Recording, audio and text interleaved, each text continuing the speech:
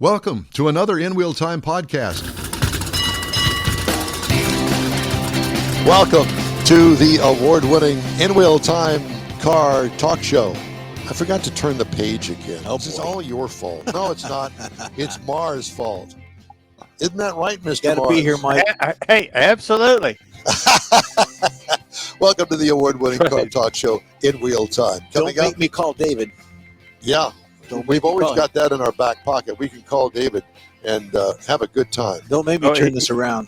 He's been texting, so yeah, he's awake. All right, this is your place for all things automotive. Coming up, our story of the week: recalls. Guess the sold car price. That's all coming up. Yeah. Going to have fun with that. Mars has This Week in Auto History. Jeff has the racing calendar, and I'll get you caught up on the stories making automotive news headlines. Howdy, along with Mike Out of This World Mars, we always need more Jeff Zekin, Chief Engineer David Ainsley.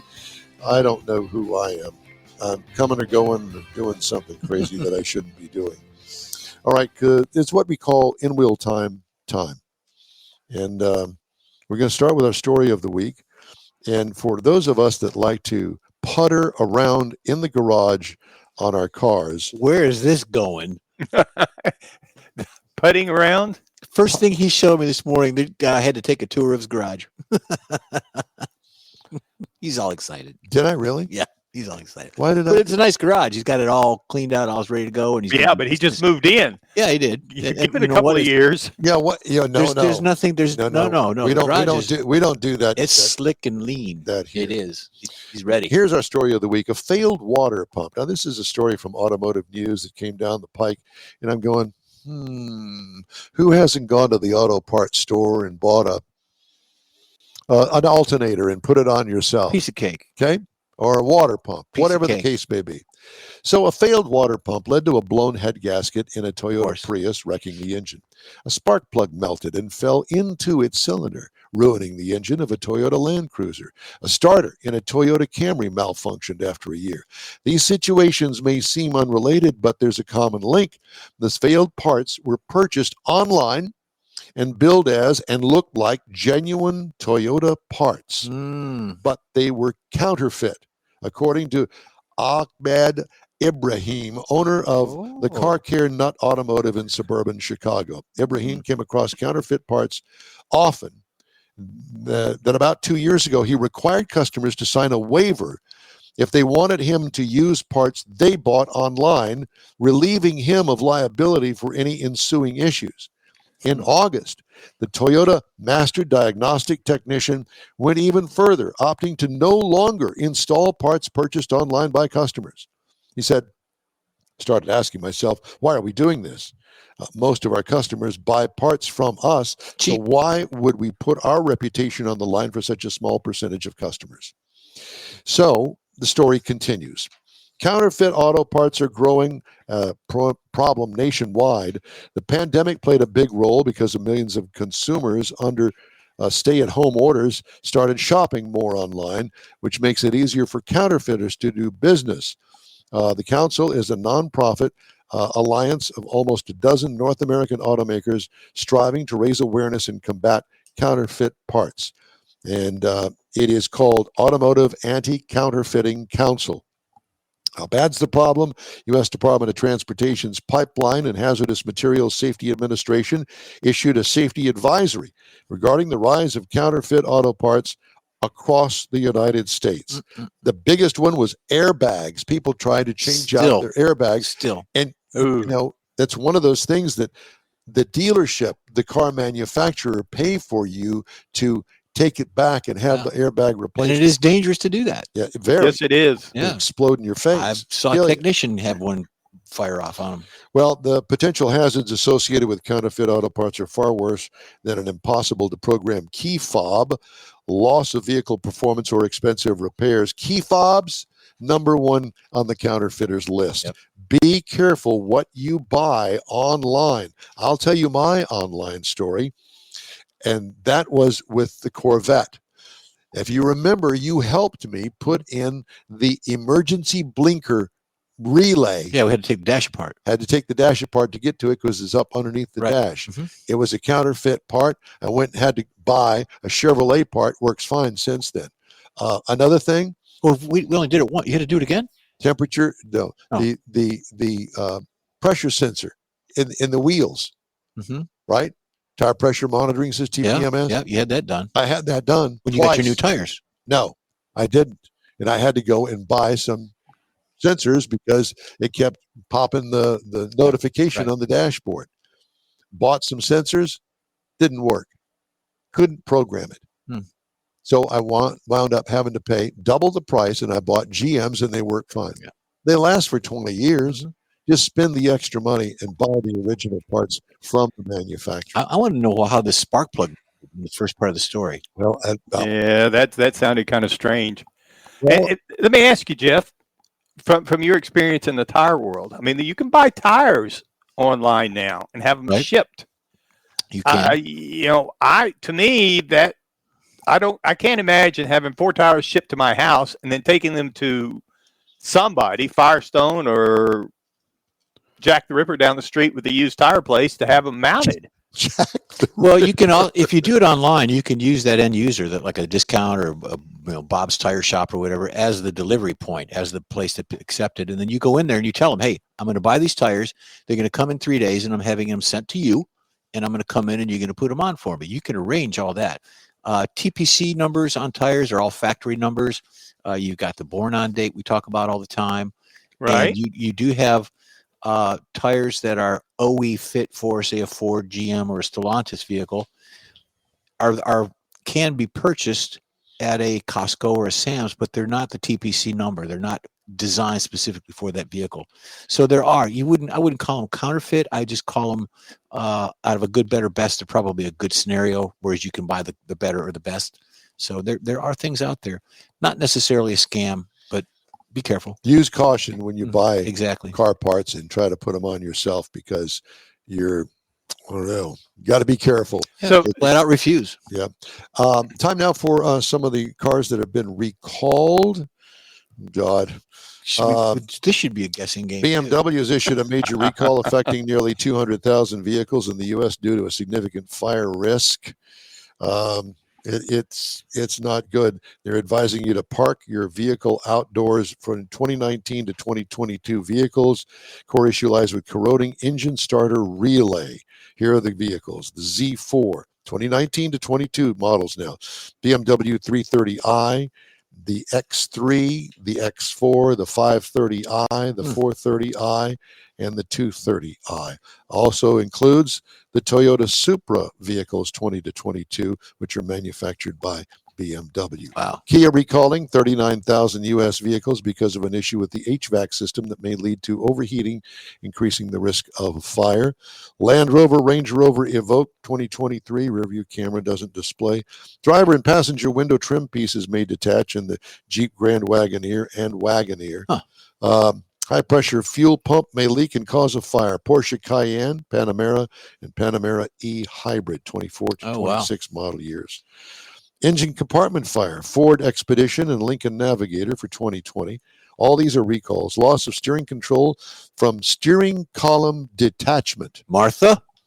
Here, hold this. Ford F-250, 250 SD, 350, 350 SD, 450 SD, and the list goes on and on, 2020 to 2021. I hear Ford's recalling cars they haven't even made yet. Well, they are. Yeah. Yes, they're on the list. Preemptive recalls. Yeah, preemptive. All right. Let's do the sold car roundup. Shall we do that? You got this, Michael? And Mr. Mars has this. I've been working with Mr. Mars and trying to get this. So he can't participate because he now knows the prices, but we're going to start with the first car up, a 1969 Chevrolet Camaro. Okay. Now, this is a resto mod, clearly. That is not a factory paint job. But I will tell you that there's something rare about this car. What do you think that would be that would affect what the price you think it's going to be that was sold for? Famous owner or something? Aftermarket tires, wheels, the grill. I'm going to go 32 on this one. 32. Is anybody else online with us, Mr. Mark? Yeah. George is sitting here. He's with us. 13,999 for George. Yeah, no doubt. Well, let me just go ahead and move through this. So this is a '69 Chevy Camaro sold for $79,800. Woof, woof. It's a little steep on Okay, that. and what's the reason it? Don't know.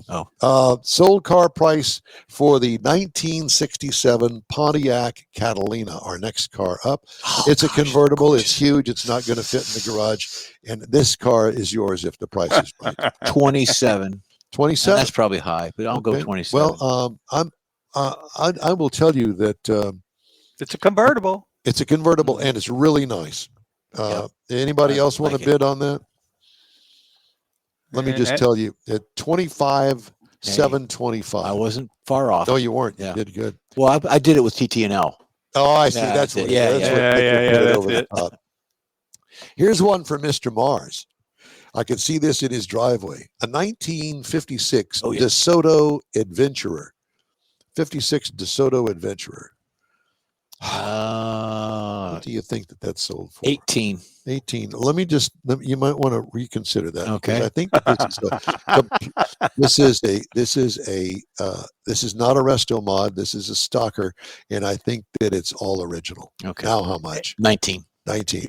Got to remember that's a big, heavy car, Jeff. That could be a lot of scrap metal there. Yeah, I have no idea. I'm just going to stay with All it. right. Well, we're going to sold for $41,475. George is saying under 10 grand. Yeah, my parents. I think that was the first car that Dad bought. Oh wow! And not this particular one. He bought a really ugly green one back in. And that's pretty compared to this gold.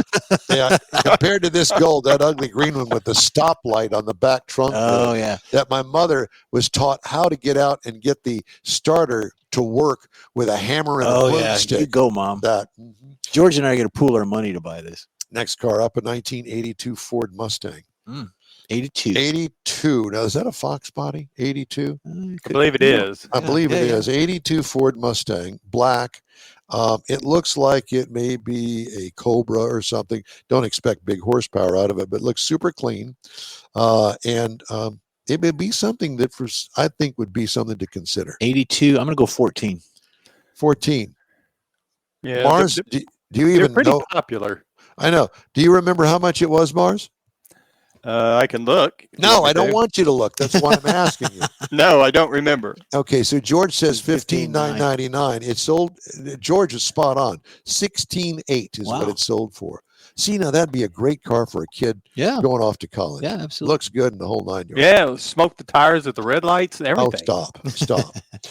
This one here, this is for you, Mike Mars. It's a green 59 Studebaker Lark. It's a gold one, now a green Actually, one. this is more along the lines of George's car. Is that aftermarket wheels? It looks like it's got some Corvette wheels on it. I'm gonna go with George. I'm gonna go 89.99. 2-door hard top. I'm telling you, it's 89.99. Earl Scheib painted that, didn't he? It looks like it. Yeah, a 59 Studebaker Lark.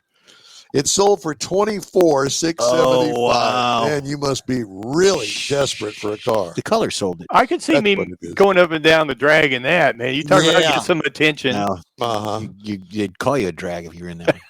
A 1999 Chevy Silverado. All right. Why are we not single cab? And I'm drawn to that. A 99 Chevy Silverado 1500. Got some custom wheels on it. Looks like a nice clean paint job on it. Cab. But take the mufflers off of it, so it's nice and loud. It's not a square body, so it's nothing special. But it is special to this person that was selling it. $6 grand. $6, really? Yeah. Okay. Anybody else, George? You want to pipe in there and guess a price? Well, let me just say that it sold for $12,600, and it's painted A&M maroon. Oh boy. And that would be a great. George is under 10. We're close, George. Yep, absolutely. Next up, Pontiac Ventura. Now, if I'm not mistaken, this was a make-believe Pontiac that was actually a Chevy Nova. Yeah, and they tried to turn them into GTOs too. Yeah, they changed the little nose piece. It looks like, It's about it. So a 73 Pontiac Ventura. $8 grand. Probably that's too high, but I'll go 8.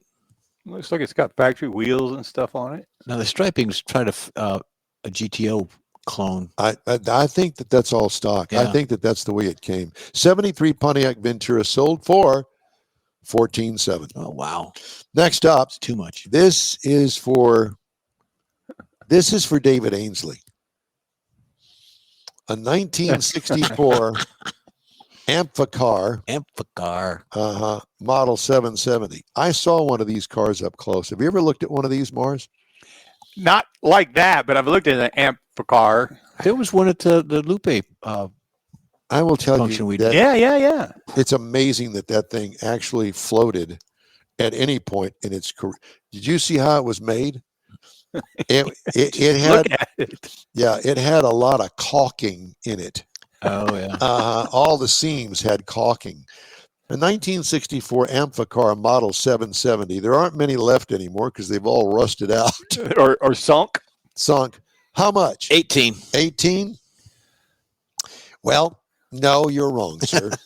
It sold for, drum roll please, $56,700. Oh, Nay, as they say. It's unsinkable Molly Brown. And finally, you know what BMW stands for? Yeah, British Motor Works. No, it stands for Break My Wallet. exactly.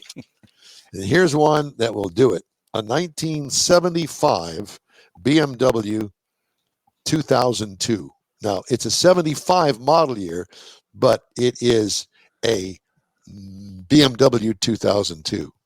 2002. Yeah, I don't know style. what they call it. Yeah. So I'm gonna go 10,000. 10,000. Mars, do you want to guess? No, I was just remembering a guy had one here in town, and we all thought, we'd see his wife driving it, and we thought, oh, this is so cool, that's a real BMW. And then we found out he couldn't keep it running. The reason she drove it because she didn't need it very often.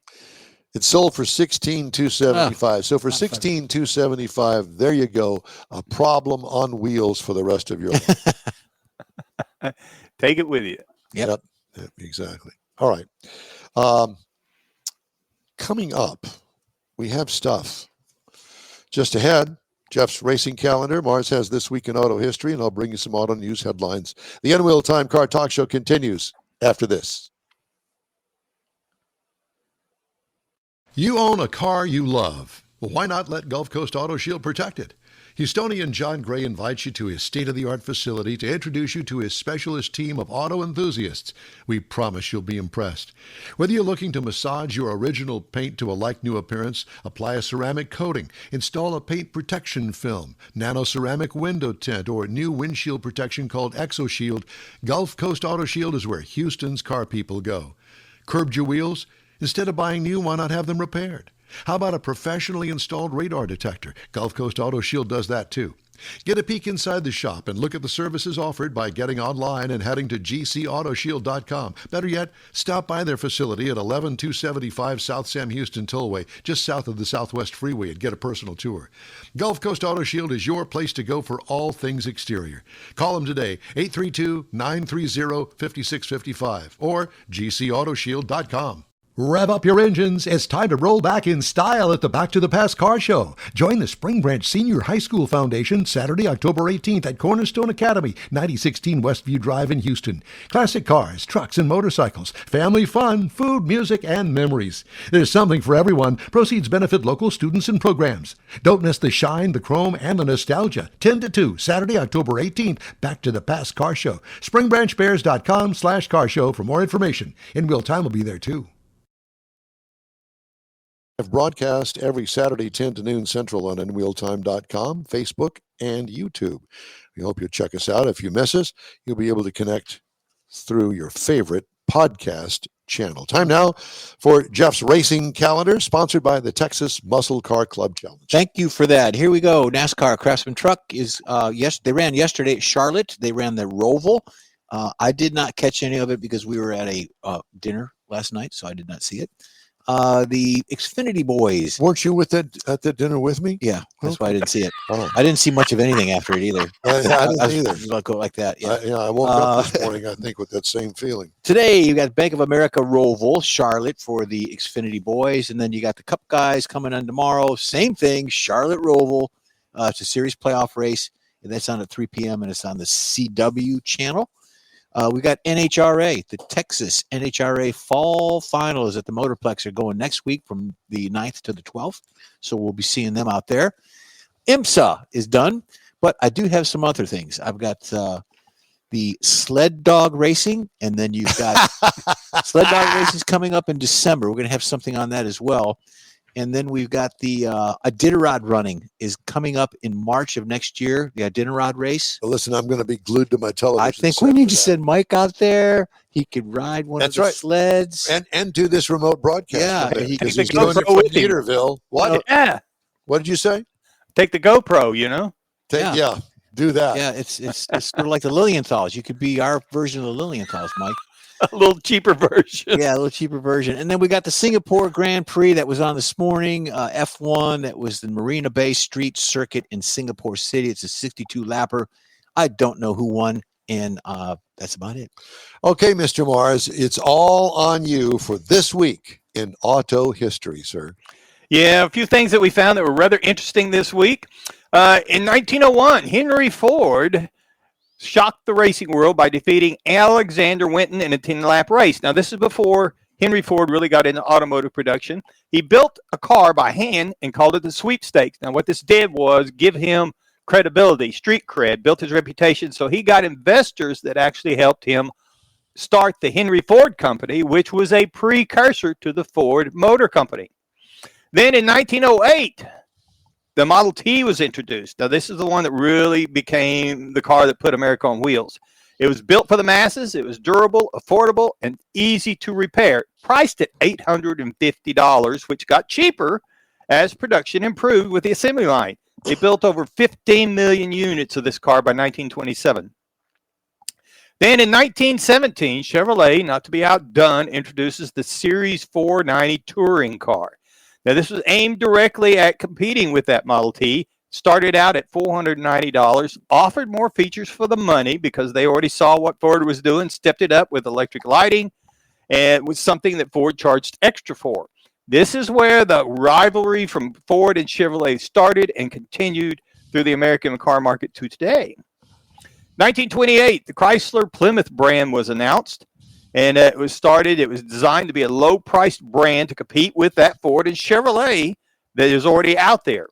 Now, they combined the Chrysler engineering, the reputation for quality, and it immediately made the Plymouth successful, partially because of the pricing and the features it offered. Sales took off and made Chrysler part of the original Detroit Big Three automakers. Now, in 1935 this week, Duesenberg, the luxury automaker, ceased production. They've been struggling because of finances, because of their engineering and their elegance. The things they put into the car that made a Duesenberg the ultimate status symbol cost a lot of money. And with the Great Depression coming in, they just really couldn't sell them. So they quit making them. And one of the big things was the straight 8. That's where they got all their performance. And that was a big thing back then, that straight 8 was out there. 1948. Citroen 2CV. Here we go. They revealed the 2CV. How do you say it then? Citroen? Citroen. That's not okay. The little marks above I'm going to take your word for it. Now, it was designed as another affordable people's car to carry farm goods over rough roads over in France and other parts of the European world, and became very popular. And it actually remained in production until 1990, and they built over 3.8 million. And one of the things that I thought was interesting is actually an air-cooled front-wheel drive setup, which is, I think, is very unusual with the air cooling. Now, in 1955, Ford introduces the Thunderbird. Now, this is what they considered a personal luxury car, but instead of being a sporty car like the Chevrolet Corvette, which you would think that's who it's up against being a two-seater, they emphasized the comfort as much as performance, and included a few upscale features that they felt like set it above the Corvette. I never, ever considered it anything other than a competitor to the Corvette back in the day. Ask anybody I know would tell you the same exact thing, but the way their marketing was set back then, they were looking to make it a little. Well, what did they know? Yeah. They haven't recalled it yet, so I guess they knew something. Day's not over. 1964, Studebaker stops U.S. production. Now, that's important, U.S. production, because they shut down the historic South Bend, Indiana plant. And they had a lot of innovative designs, but they could not compete against the Detroit Big Three. Bad finances, declining sales, outdated models. They stopped building them in the United States in 1964. However, they continued in Canada until 1966, and this is the very last Studebaker built, although it was built in Canada, but that is the last one. Hey. Never a fan. 1997. The last Plymouth Voyager was built in the U.S., and it rolled off the assembly line in St. Louis. I did not know they had an assembly plant in St. Louis. But this is really the turning point in the minivan segment and Plymouth. Although the Voyager was introduced in 1984, it started all this, but by the 1990s, minivan competition had really gotten big. Everybody was building something, and with the Voyager being phased out because of slow sales, that it actually led to Plymouth's eventual discontinuation in 2001. And that's some of the things in automotive history this week. Well, good. That takes us right up to the end of the show. So we're going to take a quick break, and we will wrap up today's In Wheel Time Car Talk Show right after this. You've waited all summer, and it's finally here. The Tailpipes and Tacos Fall 25 Cruise-In Car Show. It's been a while, but the popular Tailpipes and Tacos Cruise-In returns to the Lupi Tortilla Tex-Mex in Katy, Saturday, October 18th. Make any donation to Shirley's Kids and get a free breakfast taco. There'll be mimosas and Bloody Marys, too. Get to the best cruise-in of the year. Tailpipes and Tacos Car Show, Saturday, October 18th, 8 to 11 a.m. Cruise in, make a donation of any amount, and grab a free Lupi Tortilla breakfast taco. Tailpipes and Tacos only happens at the Lupi Tortilla Tex-Mex in Katy, 703 West Grand Parkway at Kingsland Boulevard, just south of the Katy Freeway. Join the car camaraderie, and your car will automatically compete for one of 3 Chili Pepper trophies at no charge. Fall is here, and what better way to celebrate than with a free taco at Tailpipes and Tacos Cruise-In Car Show, Saturday, October 18th, 8 to 11 a.m. It's the cruise-in you won't want to miss. Lupi Tortillas, Tailpipes and Tacos in Katy. Time to fire up those engines and pay tribute to the folks who make freedom possible. Bastrop's own Heroes in Hot Rods is rolling in for Veterans Day weekend. Friday night, downtown cruise. Saturday, 400 of the coolest rides in Texas. Proceeds help veterans, shelters, food pantries, and scholarships. Sponsored by Craig's Jewelry. November 7th and 8th, Main Street, Bastrop. Don't miss it.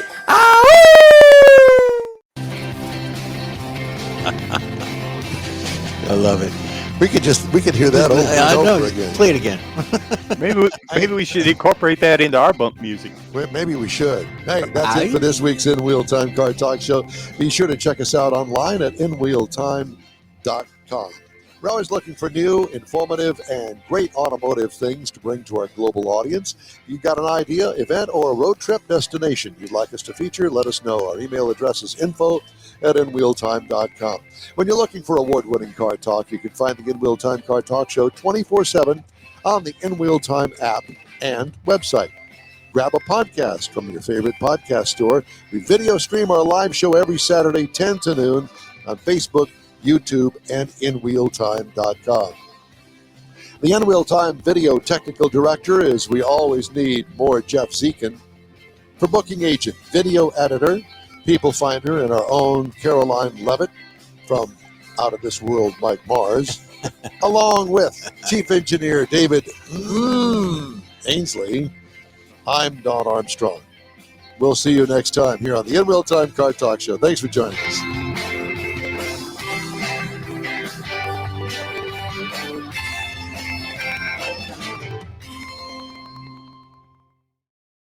That's it for this podcast episode of the In Wheel Time Car Show. I'm Don Armstrong, inviting you to join us for our live show every Saturday morning on Facebook, YouTube, Twitch, and our InWheelTime.com website.